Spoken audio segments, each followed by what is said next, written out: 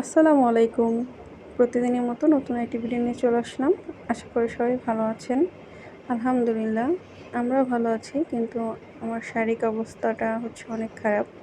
আসলে একা একা বাসায় থেকে এই যে প্রতিদিন এত কাজ, এত কাপড়-চোপড় ধুইতে হয়। আসলে মনে হয় কি যে শরীর আরও অসুস্থ হয়ে যায়।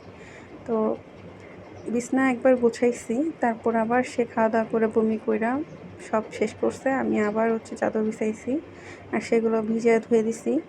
আসলে ছোট বাচ্চা থাকলে এমনই হয়, প্রতিদিন অনেক কাপড়-চোপড় ধুইতে হয়।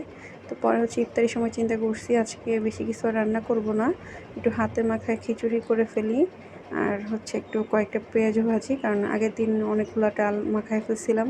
তো সেটা আমি ডিপে রেখে দিছিলাম। তো এখন সেটাও নামাইছি। আর এখানে হচ্ছে আমি হাতে মাখায় খিচুড়িটা বসায় দিয়ে পরে হচ্ছে নামাজ পড়তে যাব। আর আনাস আজকে বিকালে একটু ঘুমাই নাই। যে বলে না যে মারা অসুস্থ থাকলে বাচ্চারা বেশি বিরক্ত করে। আনাস যেই দেখে যে আমি একটু অসুস্থ, একটু শুয়ে আছি বা হচ্ছে একটু রেস্ট নিতেছি, তখনই ও খুব বিরক্ত করা শুরু করে, কান্না করা শুরু করে।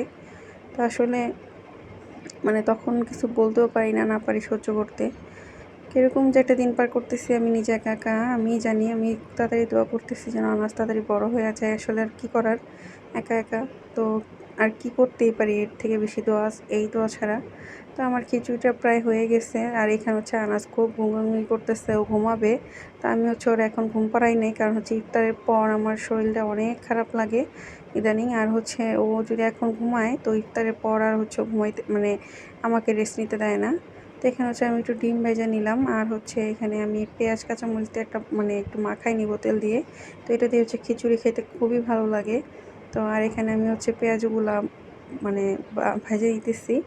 তো আজকে পেঁয়াজুটা খুবই মজা হয়েছে। আর এখানে হচ্ছে আমি খিচুড়ি দিয়ে ডিম দিয়ে নিয়ে বসছি। এখনই হচ্ছে আজান পড়ে যাবে। তো আজান পড়ে গেলে হচ্ছে আর আমি একটু লেবু শরবত বানাইছি। লেবু শরবতটা খাওয়ার কারণে আমার একটু ভালো লাগছে। তো আনাজ সন্ধ্যায় ঘুমাইছে, আমিও একটু শুয়ে রেস্ট নিছি। তো ও এখনও ঘুমাইতেছে, তো আমি একটু চা খাইনি, কারণ হচ্ছে ও উঠে গেলে আমি আর চা খাইতে পারবো না। ঘরের খুবই বাজে অবস্থা করে রাখছে। আসলে আমি যেদিন অসুস্থ থাকি সেদিন ও বেশি অত্যাচার করে। আসলে কি করব আমি নিজেও জানি না। তো আমি হচ্ছে সবজি কাটতে বসছি, আর আনাজ ঘুম থেকে উঠে গেছে। তো এইগুলো হচ্ছে রাতের 12টার দিকে রান্না করতেছি। ইম্মু আসছে বাসায়, তারপরে সবজি কাইটা হচ্ছে রান্না বসাইছি। তো এখানে হচ্ছে চিচিঙ্গা ভাজি করব ডিম দিয়ে। তো চিচিঙ্গা ভাজিটার জন্য বসাই দিছি পেঁয়াজ আর কাঁচামরিচ। তো আমার চিচিঙ্গা ভাজিটা একটু আমি ভালো করে নাড়াচাড়া করে ঢাকনা দিয়ে ঢেকে রাখবো। তো পরে হচ্ছে হইলে আমি ডিমটা ভাজা করব। আর ওইখানে হচ্ছে আমি বেগুন দিয়ে কাচকি মাছের যে শুটকি আছে সেটা করবো। আসলে আমার না কিছুই খেতে ভালো লাগতেছে না। আমি বুঝতেছি আমার কি সমস্যা হয়েছে। আমার হচ্ছে খুবই গ্যাসের প্রবলেম হয়েছে, খুবই বমি আসে। তো এই জন্য হচ্ছে আমার কোনো কিছুই খাইতে ভালো লাগে না। আর হচ্ছে খুব মাথা ঘুরাইতেছে, প্রেশারটা বেড়ে গেছিলো। তো প্রেশার মেশিনটা আমার কাছে ছিল না, ওইটা হচ্ছে আমার আব্বু অসুস্থ ছিল তাই ওখানে দিছিলাম। তো আজকে আনার পরে দেখি যে প্রেশারটা অনেক বাড়তি ছিল, এই জন্য শরীরটা খুবই খারাপ লাগতো। আসলে আমি বুঝি নাই যে প্রেশারটা আমার বেড়ে গেছে হঠাৎ করে। তো এইখানে হচ্ছে আমি বেগুন দিয়ে এটা চচ্চড়ি করছি। আসলে কিছুই আমি খাই নাই রাতে, জাস্ট একটু লেবু দিয়ে কয়েকটা ভাত খাইছি। আর সেহরির সময় না খাই রোজা রাখছি আজকে। আসলে শরীর খারাপ লাগলে ভালোই লাগে না। তো এখানে হচ্ছে আমার চিচিঙ্গা ভাজিটা হয়ে গেছে। তো আমি এখানে হচ্ছে ডিম দেওয়ার জন্য আলাদা করে নিতেছি, তেলটা হচ্ছে বের করে নিতেছি, তাহলে হচ্ছে ডিমটা দিয়ে দিলে ডিমটা ভাজা হবে, আর এক্সট্রা তেল দিতে হবে না। আর ওইখানে হচ্ছে আমি মশলা কষায় বেগুনটা দিয়ে দিছি। আর বেগুনে কোনো পানি দিব না, এভাবেই হচ্ছে বেগুনটা রান্না হবে।